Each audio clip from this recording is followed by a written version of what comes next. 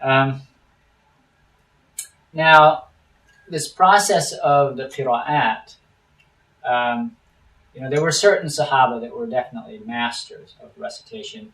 Ubay ibn Ka'b, Ali ibn Abi Talib, Zayd ibn Thabit, Abdullah ibn Mas'ud, Abu Darda in Syria, Abu Musa al-Ash'ari.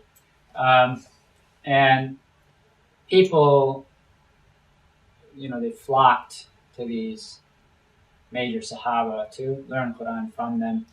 And you saw these regional centers of recitation, prominent centers for lots of people who could recite the Quran really well. Medina, Mecca, Basra, Kufa, and Sham, particularly Damascus. So those were the most prominent centers. And so you had all these people who had memorized the whole Quran, but then among the Tabi'in, there were certain people who really stood out. They were famous for they spent all their waking hours dealing with that, and they became famous for their dabt, their precision, and their accuracy. And so those people, when they became that prominent, then lots and lots of people came to learn from them. Now, how could somebody, a question arises, how could somebody, afford to just do that? What were they doing for a living? Well, in that time, you had the stipend. You had all those conquests, and the Muslims were, if you were recorded in the diwan, people who had participated in those conquests, they were all in the diwan, and they got a quarterly or a stipend that came at some regular intervals, more or less regular intervals. They came from the kharaj taxes and from the new booty. And so, those people, they weren't these reciters. They weren't necessarily pursuing living, or that they would have to, although some of them were judges and other things. So you have this process then a couple hundred years after this where some people started to look back and say, okay, well now, who were the really great reciters? And then you have these 7 Ahruf, and so one scholar, he picked 7 of the great reciters. And so some kind of overlap occurred in people's minds that somehow these 7 reciters, they represent the 7 Ahruf, and that's not at all true. It was a kind of an arbitrary decision on the part of that particular scholar who collected the recitations of those 7 scholars, and so I guess he did it with a sort of the barakah of that number 7, that idea in his mind, and so that ended up causing a bit of confusion in the minds of lay people that somehow these 7 qiraa'aat are the 7 ahruf, which is not the case. And your book mentions, I'll just go through them quickly. Abu Amr ibn al-Ala was in Basra. Ibn Kathir, he learned in Mecca. Nafi', although he wasn't from Medina, he learned the recitation of Medina. Ibn Amir in Damascus. Asim in Kufa, and then from him Hafs, who learned from Asim. That's the recitation that's most widespread in the Muslim world. Hamza in Kufa, al-Kisa'i in Kufa. So you see that Kufa was heavily represented.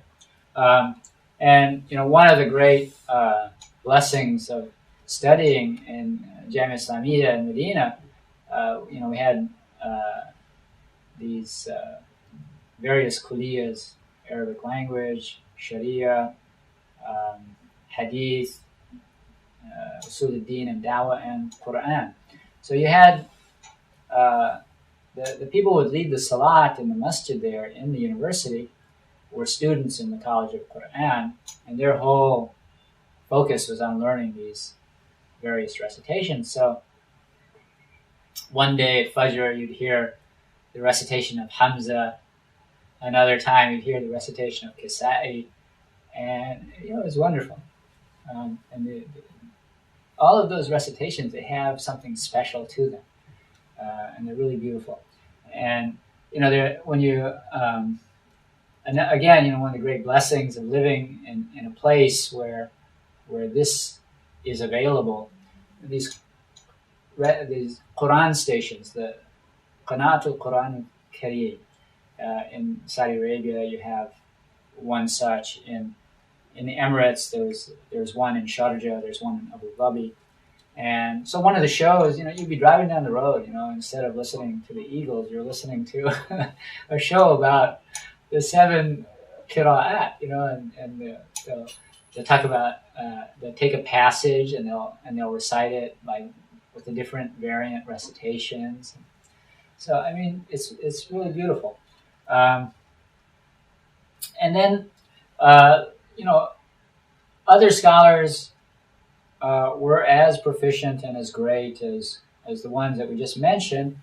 And then some other scholars besides that one who had collected their recitations, they collected others, Abu Ja'far from Medina, and his student, Warsh, then his recitation became the dominant recitation in North Africa, in Al-Maghrib, and Yaqub from Basra, Khalaf from Baghdad.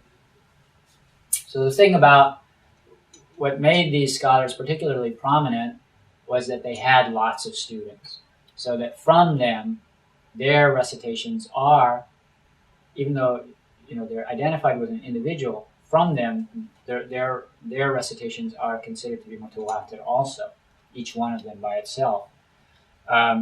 And so, for a recitation to be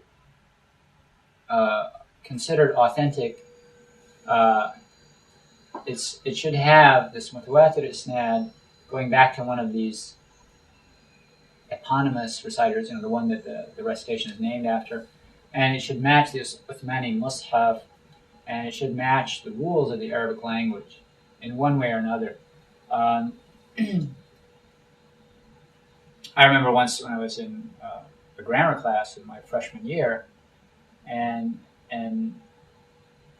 there was a grammatical problem. There's a particular verse of Qur'an that the wording is like this, and that violates the standard rule of grammar.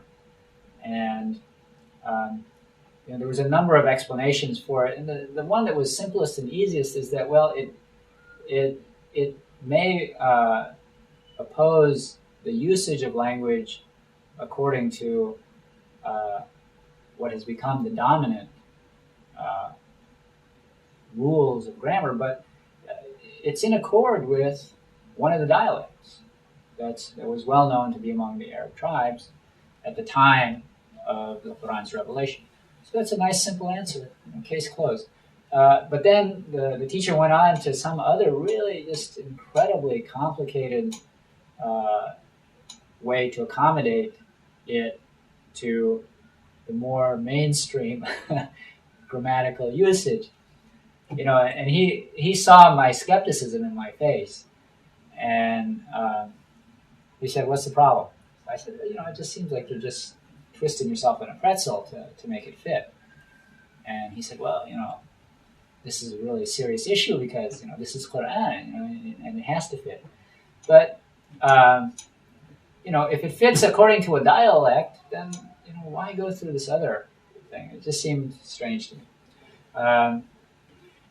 So that then is an overview of the process of compilation and the issue of the Seven Ahruf and the variant recitations that have reached us today.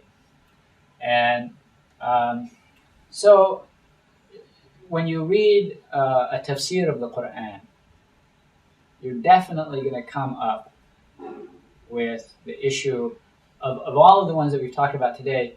Most of them are just their background in the mind of the mufassir. But recitations will be a definite part of any major tafsir. They'll talk about the variant recitations and how that affects the meaning. If it does, sometimes it does, sometimes it doesn't, and how then to understand and explain those variants. And Allah knows best. Wassalamu alaikum wa rahmatullahi wa barakatuh.